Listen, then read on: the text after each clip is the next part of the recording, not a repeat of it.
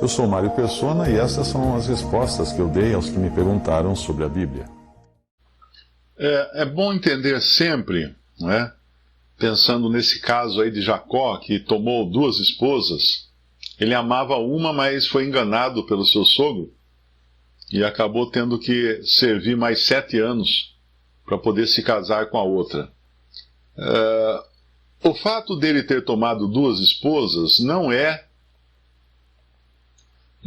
vamos dizer assim, uma aprovação de Deus para aquilo que ele fez. Porque a ordem de Deus é aquela que o Senhor fala nos evangelhos, que no princípio não foi assim. Mateus 19, versículo 4. Ele, porém, respondendo, disse-lhes, respondendo à pergunta que foi feita no versículo 3, então chegaram ao pé dele os fariseus, tentando e dizendo-lhe, é lícito ao homem repudiar sua mulher por qualquer motivo? Aqui vem umas discussões que às vezes mandam para mim aí, que aqui não é divórcio, é repúdio, e repúdio é diferente, e divórcio é diferente. Eu nem me aprofundo muito nessas questões, porque eu prefiro ler da simplicidade que está o texto aqui. Ele, porém, disse-lhes no versículo 4, não tendes lido que aquele que os fez, no princípio, macho e fêmea os fez? Então, se você quiser saber se alguma coisa está certa ou errada, procura no princípio, a primeira vez que este assunto é tratado na Bíblia. Sempre faz isso, porque depois este assunto pode estar contaminado pelos homens, pela maneira de vida dos homens. E aí nós não vamos imitar um que vem depois, nós vamos na base, no projeto inicial. Não é? Nós temos que, quando nós vamos comprar uma fazenda, até parece que a gente compra fazenda todo dia, né? Quando uma pessoa vai comprar uma fazenda, ele quer ver o mapa, ele quer ver as coordenadas, até onde vai a cerca, vai daqui tantos metros, tantos quilômetros, ou tantas léguas, ou sei lá como é que é a medida, né? Mas ele quer ver na escritura, tem que ter escritura, a base inicial da coisa. Não é comprar e falar assim, tá vendo aquela árvore lá? É mais ou menos lá. Não é assim que funciona. Era assim no Brasil, tempos atrás. Eu me lembro que uma vez eu estava em no Mato Grosso, trabalhando num banco, e aí eu tinha terminado o serviço lá que eu estava fazendo, ainda ia ter tempo, e tinha um paulista lá que tinha ido para lá comprar terra. Ele queria ver uma fazenda, né? E aí eles iam sobrevoar a região, e eu peguei uma carona, eu fui junto, me convidaram se eu queria ir junto, falei, vamos nessa, né? Aí um aviãozinho monomotor, um Bonanza, aí foi voando assim, só mata, né? Aquela mata fechada embaixo, mata cerrada. Aí o cara, o piloto, que era também o que vendia a terra lá, que era um fazendeiro que também fazia o trabalho de corretor, ele falou, tá vendo? Aqui, ó, ali, aquela palmeira ali, ó, tá vendo? Então, ali começa um canto. Quer ver? Agora nós vamos seguir em cima da divisa. Eu olhava, cadê a divisa? Não tem divisa nenhuma, aqui só tem copa de árvore, né? Aí chegava num rio, ele virava o avião e falava, aqui é a outra divisa, esse rio aqui é a outra divisa. Então assim que ele mostrou a fazenda, porque não tinha nenhum descer, era tudo mata fechada. Não tinha como descer para mostrar a fazenda. Mas quando você vai comprar uma fazenda, já vou até dar a dica aí para os ouvintes, né, que podem estar com muito dinheiro querendo gastar, investir em fazenda, você tem que ir na Escritura. Como que está na Escritura? Como é na Escritura? É assim. Essa medida vai daqui até ali. Então é isso aí que tem que ser. A mesma coisa a gente faz com a Bíblia. Nós vamos na Escritura no princípio. A medida inicial da coisa. Onde que é a medida inicial? Ele, porém, respondendo, disse-lhes em Mateus 19, 4, não tendes lido que aquele que os fez no princípio, macho e fêmea os fez? Ele disse, portanto, deixará o homem, pai e mãe, e se unirá à sua mulher, e serão quantos? 2. Não é 3, 4, 10, 20, 2 numa só carne. Essa é a união que Deus criou.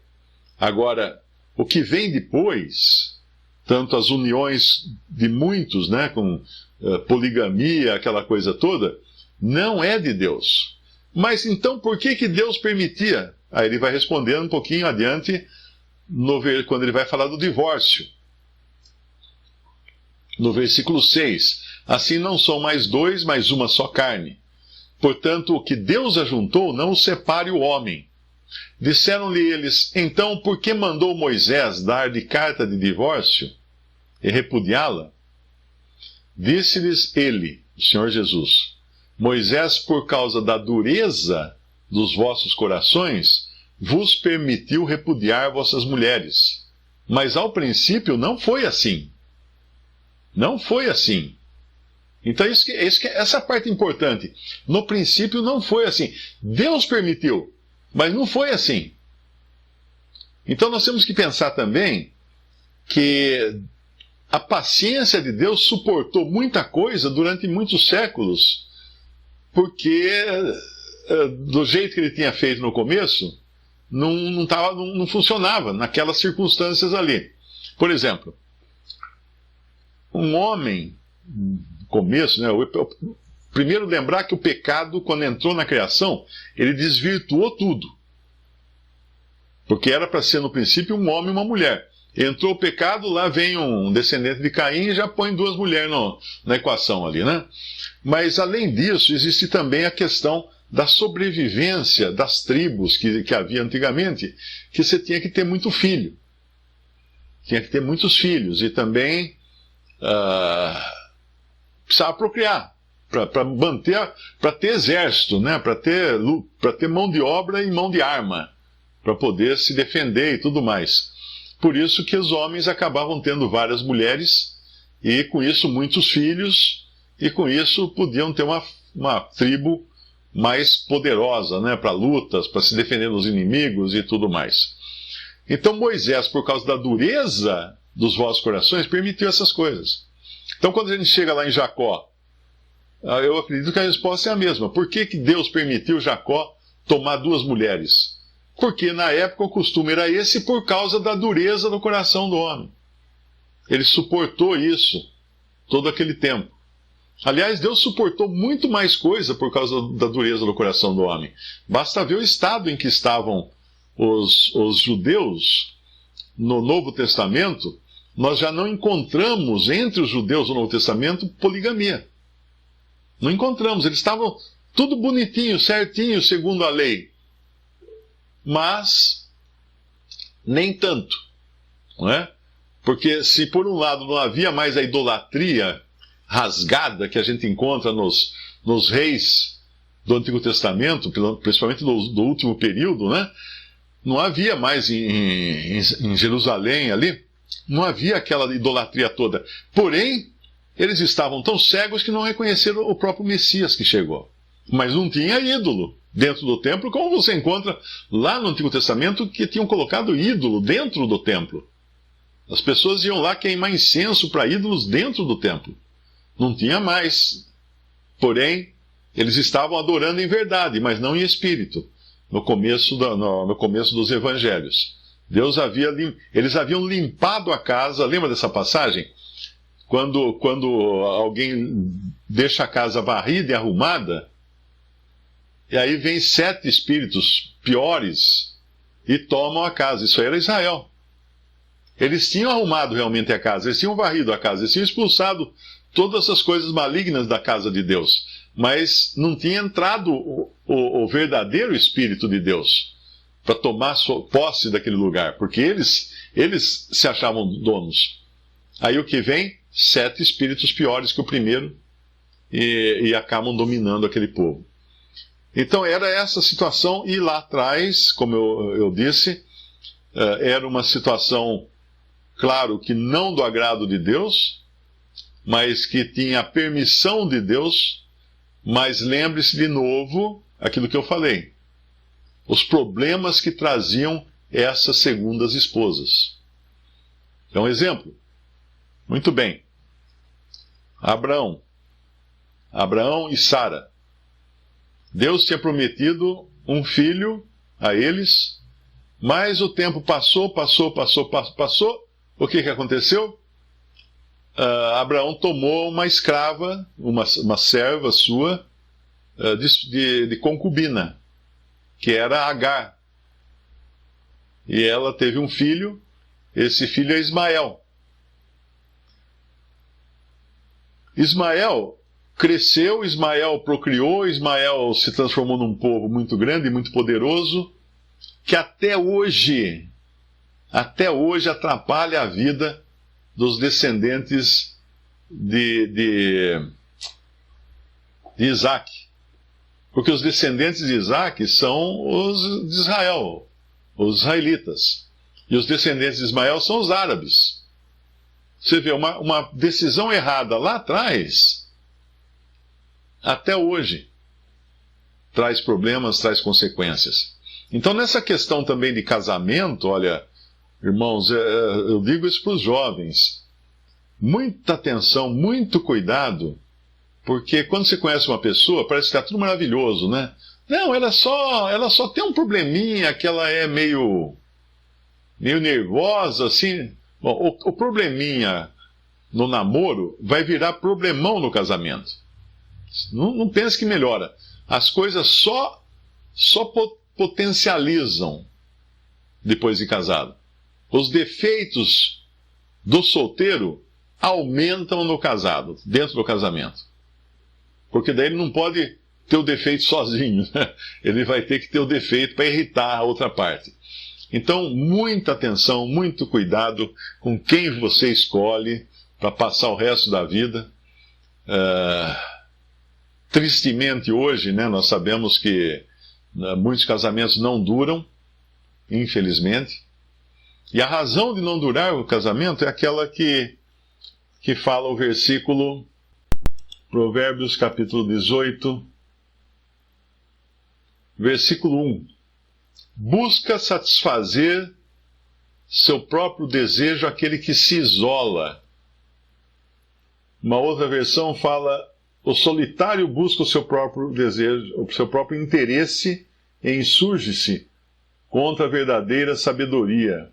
O Darby fala, aquele que se separa busca o seu próprio prazer e é veementemente contra a sã sabedoria. Deixa eu ver se tem alguma outra versão aqui.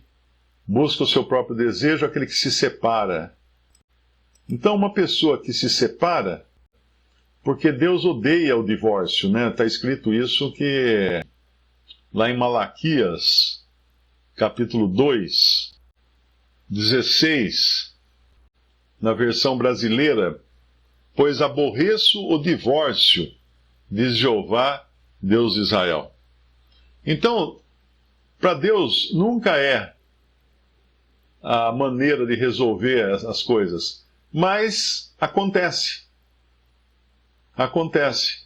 Tanto é que aconteceu com o próprio Deus, né? Porque ele se divorciou de Israel. Nós sabemos que Deus tem duas esposas. Ele tinha sua primeira esposa, que é representada inclusive no livro de Cantares, mas depois ele fala que divorciou-se dessa esposa. Tem uma passagem que ele fala isso no Antigo Testamento. E agora a sua esposa atual vai ser a igreja. A esposa de Jeová, né? Vai ser a igreja. Mas Deus aborrece o divórcio realmente, a separação é uma coisa que não deveria existir num casal cristão. Eu digo isso sendo um separado, né? Não de vontade minha, mas como vivendo isso, sabendo que como isso é terrível, como isso abala uma vida, abala a pessoa. Eu estou vendo aqui umas passagens, porque vendo essa passagem que Paulo fala sobre casar-se para não se abrasar, me vem a dúvida, é correto um irmão casar-se por prazer sexual, por não suportar ficar nesse estado? Não é correto, porque aí seria fazer o inverso, né? casem-se para não se abrasarem. Não é isso que Paulo está falando aqui, né? Ele está falando, é melhor casar do que ficar abrasado, mas não que a pessoa vai buscar o casamento para satisfazer o prazer sexual. Porque aí ele vai querer uma prostituta, né? Ele não vai querer uma esposa. Ele vai querer uma prostituta. Então, nós sabemos que os casamentos na antiguidade eram praticamente todos eles arranjados, né? Mas nós temos o exemplo que é Cristo e a sua igreja. Cristo amou a igreja e assim mesmo se entregou por ela. Então, o amor vem sim no casamento. É um erro pensar que casamento é uma coisa tipo um contrato, né? Não, eu não aguento mais ficar sozinho. Deixa eu ver aqui em volta o que tem aqui para mim. Ah, vai se estrepar. Vai se dar mal. Porque pensa assim, o prazer sexual também acaba. A nossa saúde vai definhando, vai diminuindo, né? E um dia esse prazer acaba. Agora, se você vai viver a vida inteira ao lado de uma pessoa que você não suporta, não vai nem ter prazer sexual também, não vai ter nada.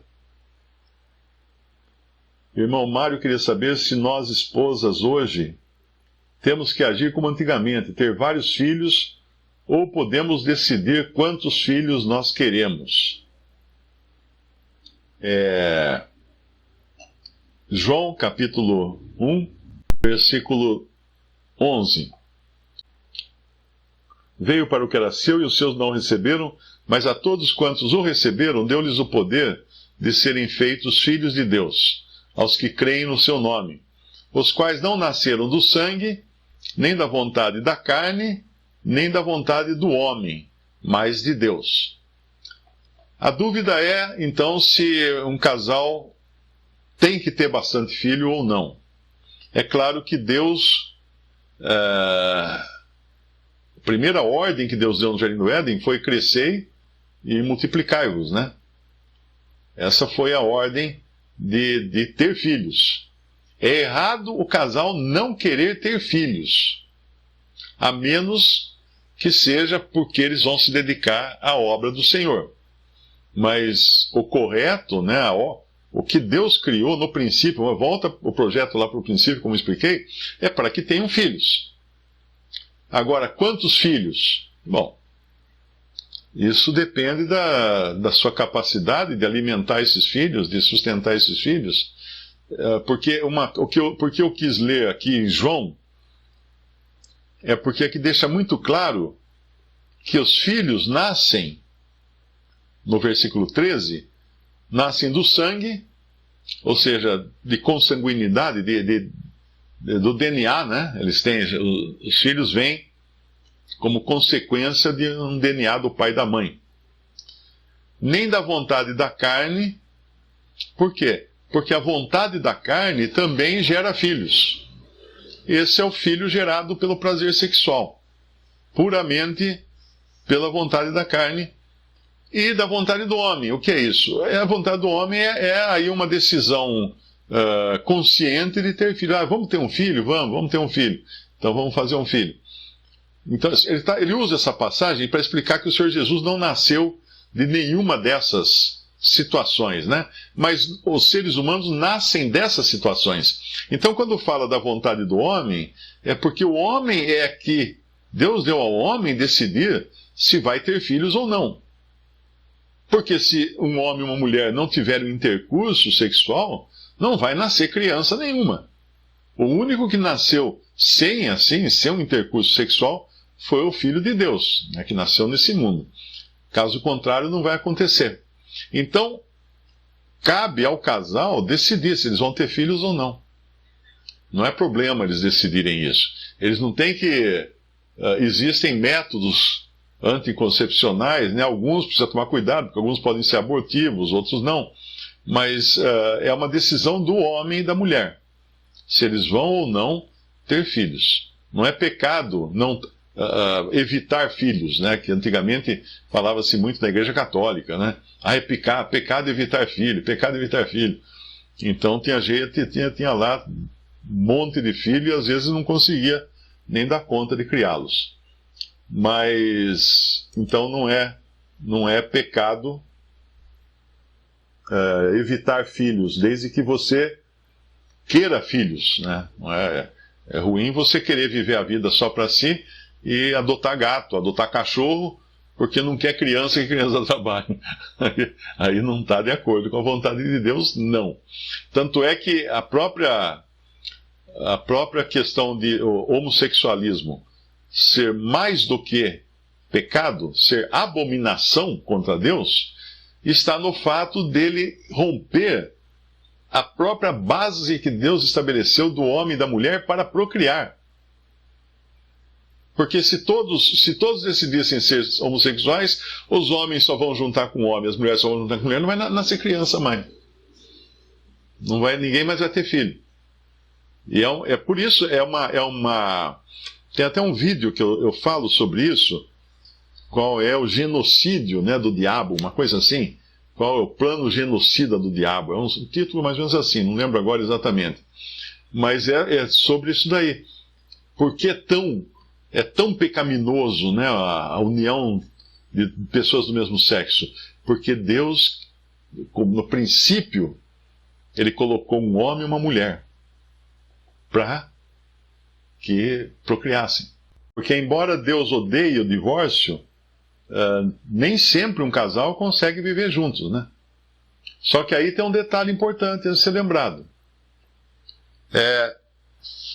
Quando um casal se separa, um casal cristão se separa por algum motivo que não seja infidelidade, fornicação ou adultério, porque lá em Mateus ele fala do divórcio para casos de adultério, né? Mas quando não há adultério, e ainda assim o casal não consegue viver juntos, eles se separam. Só que aí não podem se casar novamente. Não pode ter relação com outras pessoas. Que é o caso meu, por exemplo, que eu sou separado por desejo da minha esposa. Apenas fizemos isso legalmente, né, por questão de propriedades e tudo.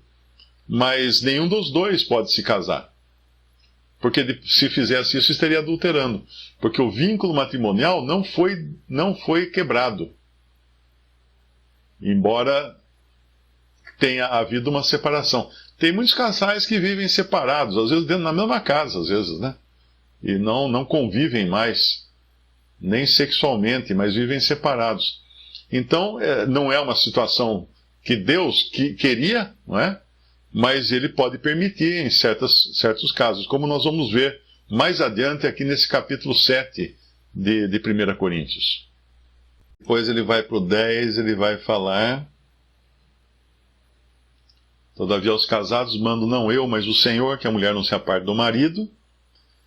Se porém se apartar, que fique sem casar, ou que se reconcilie com o marido, e que o marido não deixe a mulher. E porque uma coisa importante aqui também, então, aqui fica muito claro, se tem algum irmão querendo deixar a esposa, né, ou alguma esposa querendo deixar o marido, não se aparte do marido, está muito claro aqui. E deve se reconciliar com o marido. Por que que Deus não quebra o vínculo matrimonial numa separação assim, onde não houve adultério? Porque ele espera que haja a reconciliação. Os versículos 10 em diante, né? Todavia aos casados mando, não eu, mas o Senhor, que a mulher não se aparte do marido. Se, porém, se apartar, que fique sem casar, ou que se reconcilie com o marido, e que o marido não deixe a mulher. Por que fique sem casar? Porque Deus espera que eles vão se reconciliar em algum momento, não é? Mas aos outros, digo eu, não o Senhor. Aqui muita gente fala assim, não, essa aqui é a opinião de Paulo. Não é a opinião de Paulo. É porque ele disse uma coisa antes, no versículo 10, aos casados, não se aparte do marido. Porque isso é uma coisa que o Senhor já havia dito lá nos evangelhos, quando ele fala do divórcio.